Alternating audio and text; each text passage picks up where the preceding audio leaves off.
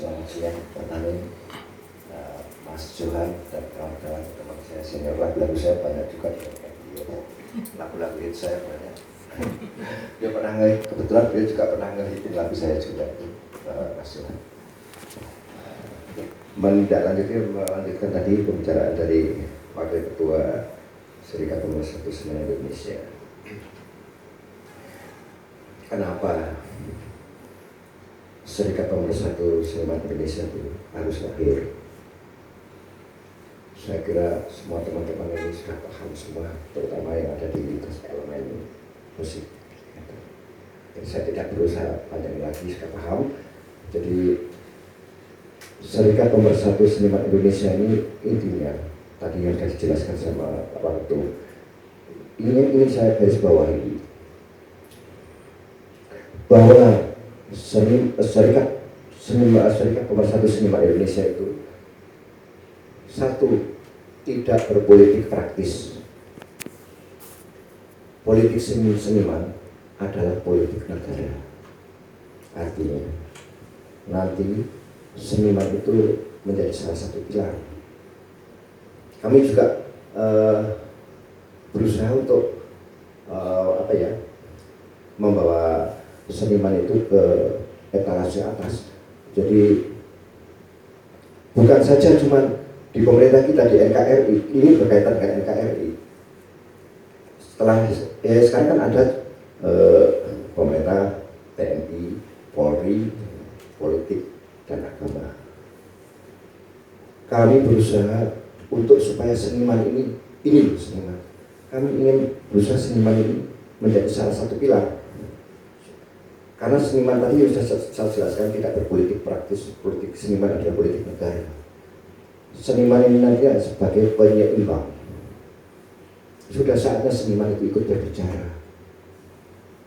Apa yang terjadi akhir-akhir ini di negeri kita, saya rasa semua teman-teman sudah paham, baik kaitan dengan politik maupun dengan agama. Dulu Bung Karno pernah bilang, suatu saat Indonesia akan menjadi mercusuar dunia. Emang para politik, para agama mampu untuk menggaungkan bangsa Indonesia di kancah internasional. Apa yang terjadi? Sudah kita saksikan beberapa dekade terakhir ini, apa yang terjadi di negeri kita. Hanya seniman nanti yang mampu bisa menggaungkan bangsa Indonesia di kancah internasional. Contoh Amerika. Kenapa Amerika menjadi sangat terkenal sekali? Padahal angkatan bersenjatanya Indonesia tidak kalah dengan Amerika. Itu fakta kok. Kita cuma kalah di alutsistanya saja, tapi sistem pertahanan dan lain sebagainya Indonesia diakui dunia. Apa yang membuat mereka bisa terkenal?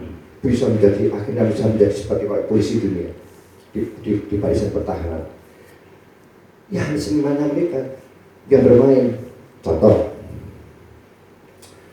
film-film di Amerika, baru udah di dalam pertempuran atau peperangan dengan Soviet, dengan negara Vietnam dan sebagainya. Padahal Amerika sendiri sudah kaya sebenarnya, tetapi di dalam film dia selalu menang. Nggak ada sejarahnya Amerika itu kalah, ya, nggak ada. Contohnya aja yang paling gampang, urusan samurai itu nomor satu kan Jepang gitu. Mosok Amerika menang, Jepang kalah. Nah, kayak gitu, hal kayak gitu nih. Contoh lagi yang paling mudah nih, Jepang, India. Kenapa India terkenalnya apa? Aparatnya itu korup, kan gitu. Lihat aja film-filmnya, soal itu yang membuat kenapa India tuh aparatnya itu banyak yang korup, itu negara korup, padahal sebenarnya kan tidak. Mereka kayaknya lagi merubah image itu karena senimannya. Betapa kuatnya nanti seniman Indonesia, karena seni budaya di dunia terbesar nomor satu di dunia itu adalah Indonesia. Jadi itu fakta. Di seluruh dunia sudah mengakui bahwa seni budaya terbesar di Indonesia, di dunia adalah Indonesia. Lanjut, yang berkaitan dengan seniman itu sendiri. Seniman itu tadi kan sudah saya jelaskan bahwa seniman tidak berpolitik praktis. Politik seniman adalah politik negara. Tadi sudah dijelaskan bahwa nanti ada hak dan kewajibannya seniman. Dari Serikat Pemersatu Seniman Indonesia sudah kita pikirkan bagaimana mencapai kesejahteraan para anggota seniman di lintas elemen. Karena seniman itu bukan seniman musik aja. Pemerintah itu kebanyakan tahunya itu seniman itu ya cuma pencipta lagu atau orang-orang tertentu saja. Padahal ada elemen tari, elemen lukis, seni ukir pahat, atau patung, serta pedalangan tradisional. Bahkan di musik sendiri saya pernah eksperimen hal yang kecil. Mungkin Mas Johan itu paham Jawa Timuran, Koplo Jawa Timuran nih Mas. Itu kebetulan saya yang letakkan sama teman-teman semua di Jawa Timur. Ini nyatanya bisa dikombinasi dengan daerah dan masuk sampai sekarang juga.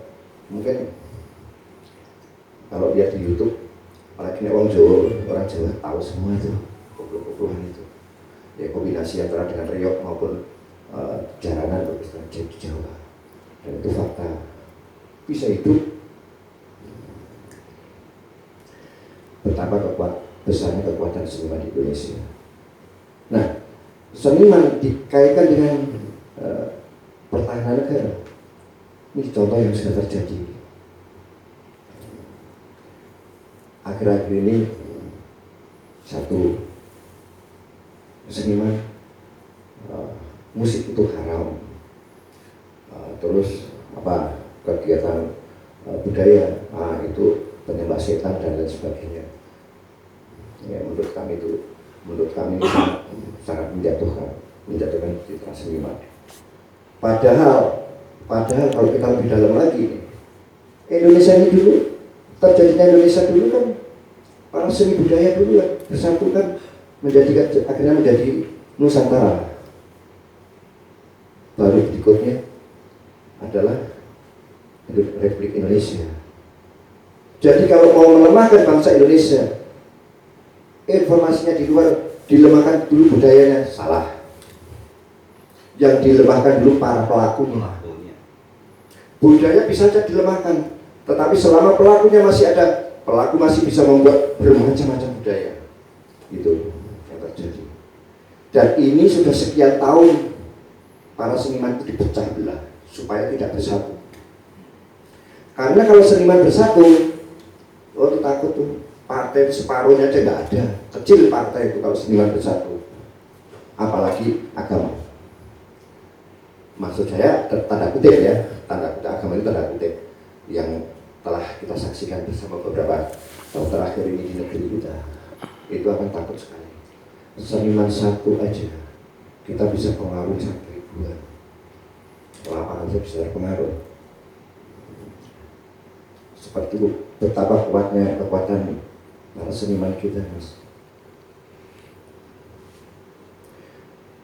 Jadi ini saya persingkat saja, Mas. Jadi pada prinsipnya betapa kekuatannya seniman itu luar biasa. Seniman itu tidak menggunakan otot, tidak. Kita melawannya seniman itu hanya dengan perasaannya saja. Makanya kenapa di SPSI ini seniman itu bekerja sama, berkolaborasi dengan TNI Polri. Karena seniman ini nanti akan menjadi garda terdepan. Kami menginginkan seniman ini ada perwakilan kita di pemerintahan yang selama ini 75 tahun Indonesia merdeka tidak pernah teman-teman terpikir, hanya memikirkan sekelompok saja dan memikirkan kepentingan kelompok dan perutnya sendiri. Dan itu fakta ya. Kita 30 tahun lebih ya Mas ya, Mas Jahat, yang terjadi persis itu yang terjadi. Begitu Pak kami yang terjadi. Nah, ini ke depan tidak bisa terjadi. Kita harus tata. Target SPSI adalah mereformasi tatanan berkesenian di Indonesia. Dan SPSI akan berjuang supaya kita minimal jangka pendeknya kita punya dirjen. Nextnya disambut kedatangan kami Mas Johan. Saya beberapa lagu diisi vokal juga sama Mas Johan nih. Jadi terkait Serikat Pemersatu Seniman Indonesia, memang selama 76 tahun Indonesia merdeka, kita selalu dihadapkan pada kondisi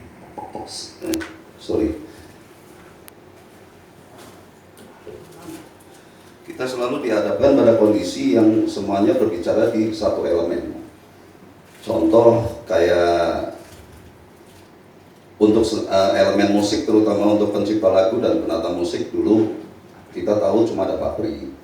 Cuma Papri sekarang sudah lebih melebar lagi, termasuk ke penyanyi juga, terus pemain musik ini juga. Nah, yang selama ini kita tahu adalah yang paling krusial sebetulnya, yang terangkat sekali itu masalah yang dihadapin kan kita insan-insan musik, terutama yang berkaitan dengan royalti maupun perlindungan hukum hak-hak kita.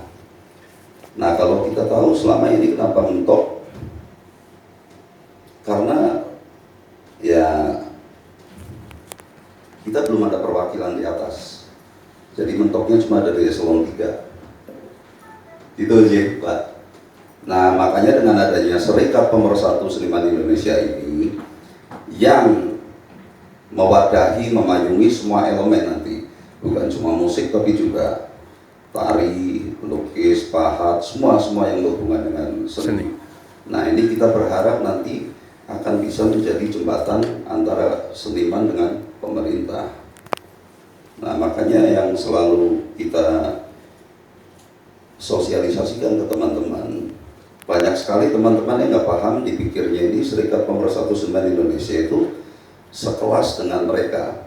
Padahal yang sebetulnya mau nggak mau, suka nggak suka, nanti semua elemen seni akan ada di bawah payung Serikat Pemersatu Seniman Indonesia, kira-kira seperti itu.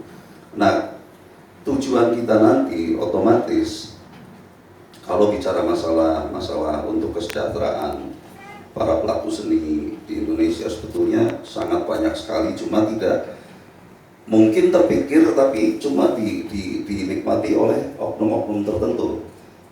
Menurut saya begitu, Pak. Nah, makanya di sini kita sebagai serikat nanti, jadi di Indonesia nanti serikat yang paling besar itu ada 2. Satu Serikat Buruh Indonesia. Nah, mereka aja bisa ada bargaining untuk bisa membuat peraturan-peraturan dan undang-undang yang membela kepentingan mereka. Nah, seniman selama ini kan belum ada. Jadi kami bersyukur sekarang sudah lahir Serikat Pemersatu Seniman Indonesia. Dan kemarin kita sudah ketemu juga dengan Pak Bambang Susatyo sebagai Ketua MPR. Beliau sangat mengapresiasi sekali, mendukung sekali,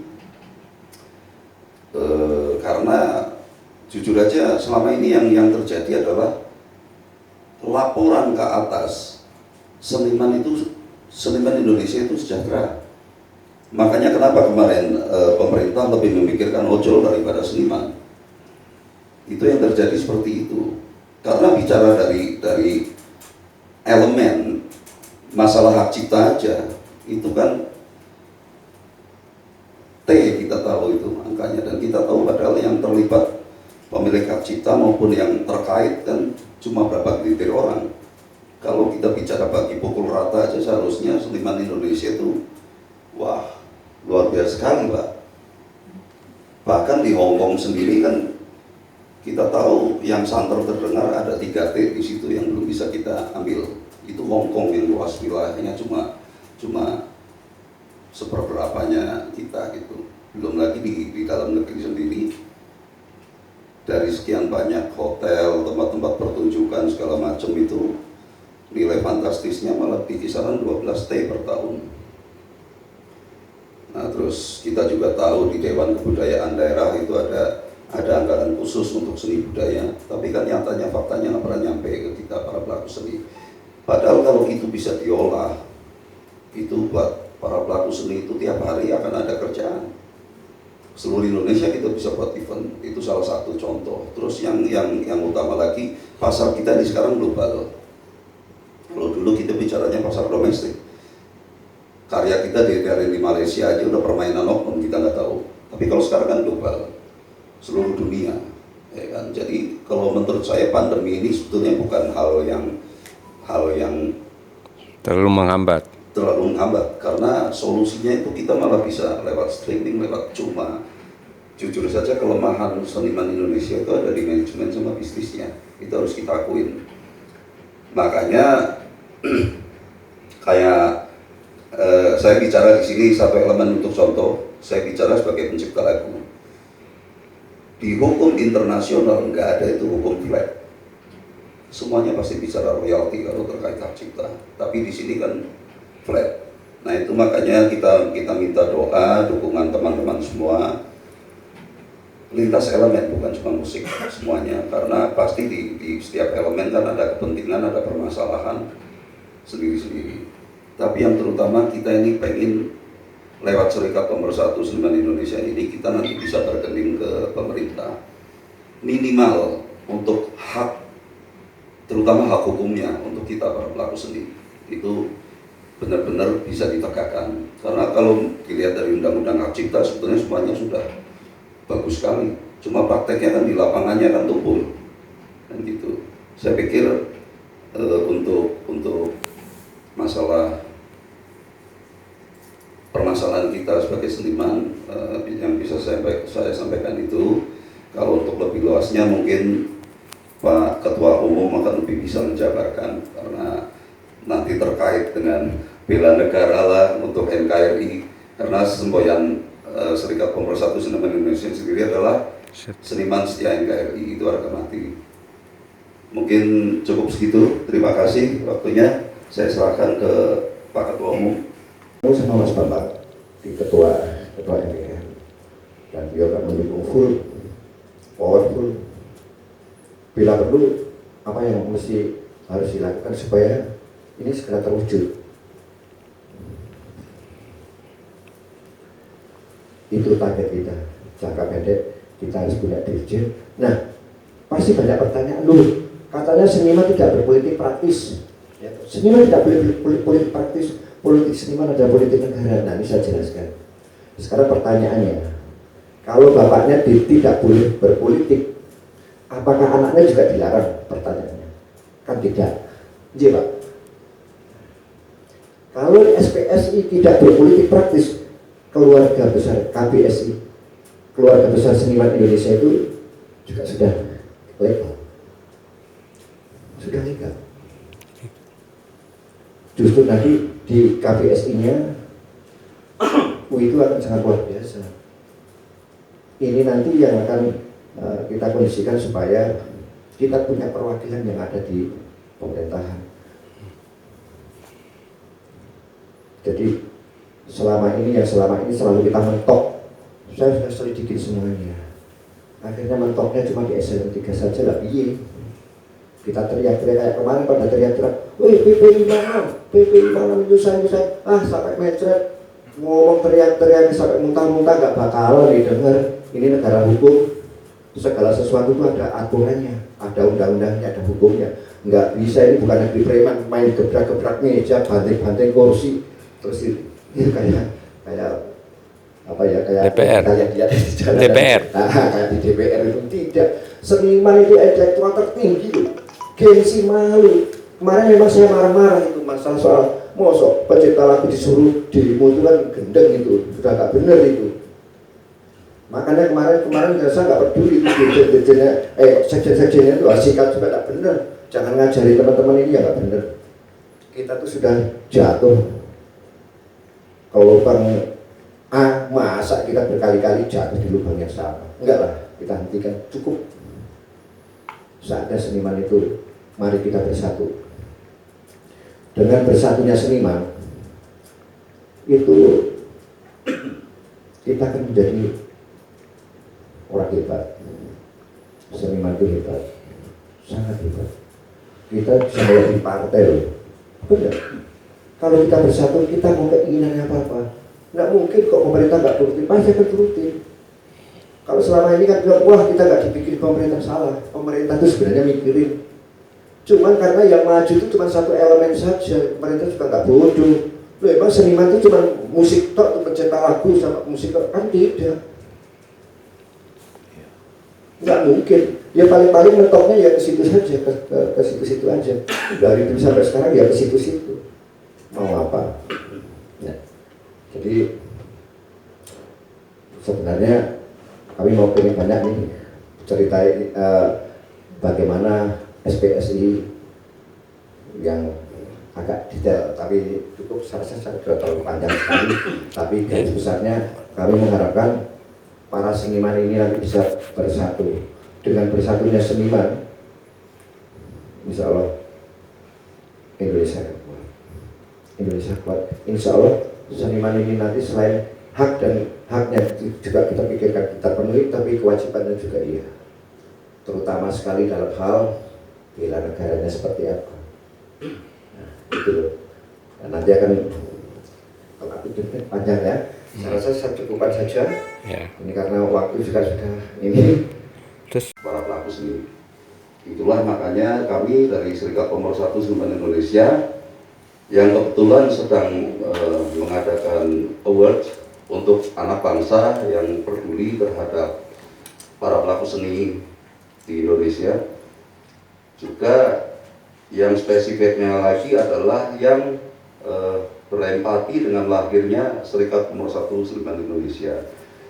Maka agenda kami datang sini untuk menyerahkan piagam penghargaan yang jujur aja tidak semua bisa masuk kriteria sana. Ya. Nah ini Pak Amin termasuk salah satu anak bangsa yang kami nilai sangat pantas untuk menerima ini. Mohon diterima nih Pak. Dan sebelum saya lanjut ke yang berikutnya, perlu diketahui juga, tadi saya lupa ada satu hal yang paling penting, bahwa Serikat Pemersatu Seniman Indonesia nanti paling enggak akan bisa menjadi jembatan. Jujur aja seniman belum di seluruh wilayah Indonesia itu diakui keberadaannya. Salah satu contoh, beberapa daerah KTP masih belum bisa ditulis pekerjaan seniman. Satu. Yang kedua, seniman mau kredit HP aja nggak dipercaya kalau sama buruh. Salah sama pemulung. Apalagi rumah. Nah, itulah program kami nanti ke depan. Makanya kita mohon doa restunya, mohon dukungannya. Satu hal yang kita yakini pasti, dengan kita bersatu semuanya akan bisa kita raih. Harus seperti itu. Jadi saya pikir cukup sekian. Terus kita langsung masuk untuk acara penyerahan ke Bapak langsung gitu. ya, siap. Ya. Disambut kedatangan kami, Mas Johan. Saya beberapa lagu diisi vokal juga sama Mas Johan nih. Jadi terkait Serikat Pemersatu Seniman Indonesia, memang selama 76 tahun Indonesia merdeka, kita selalu dihadapkan pada kondisi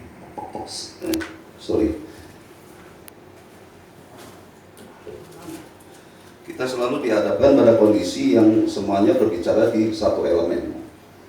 Contoh kayak untuk elemen musik, terutama untuk pencipta lagu dan penata musik, dulu kita tahu cuma ada Pak Pri. Cuma Pak Pri sekarang sudah lebih melebar lagi, termasuk ke penyanyi juga, terus pemain musik ini juga. Nah, yang selama ini kita tahu adalah yang paling krusial sebetulnya, yang terangkat sekali itu masalah yang dihadapin kan kita, insan-insan musik, terutama yang berkaitan dengan royalti maupun perlindungan hukum hak-hak kita. Nah, kalau kita tahu selama ini kenapa mentok, karena ya kita belum ada perwakilan di atas. Jadi mentoknya cuma dari eselon 3. Itu aja, Pak. Nah, makanya dengan adanya Serikat Pemersatu Seniman Indonesia ini yang mewadahi, memayungi semua elemen nanti, bukan cuma musik tapi juga tari, lukis, pahat, semua yang berhubungan dengan seni. Nah ini kita berharap nanti akan bisa menjadi jembatan antara seniman dengan pemerintah. Nah makanya yang selalu kita sosialisasikan ke teman-teman, banyak sekali teman-teman yang nggak paham, dipikirnya ini Serikat Pemersatu Seniman Indonesia itu sekelas dengan mereka. Padahal yang sebetulnya mau nggak mau, suka nggak suka, nanti semua elemen seni akan ada di bawah payung Serikat Pemersatu Seniman Indonesia, kira-kira seperti itu. Nah, tujuan kita nanti otomatis kalau bicara masalah untuk kesejahteraan para pelaku seni di Indonesia sebetulnya sangat banyak sekali, cuma tidak mungkin terpikir, tapi cuma dinikmati oleh oknum-oknum tertentu. Menurut saya begitu, Pak.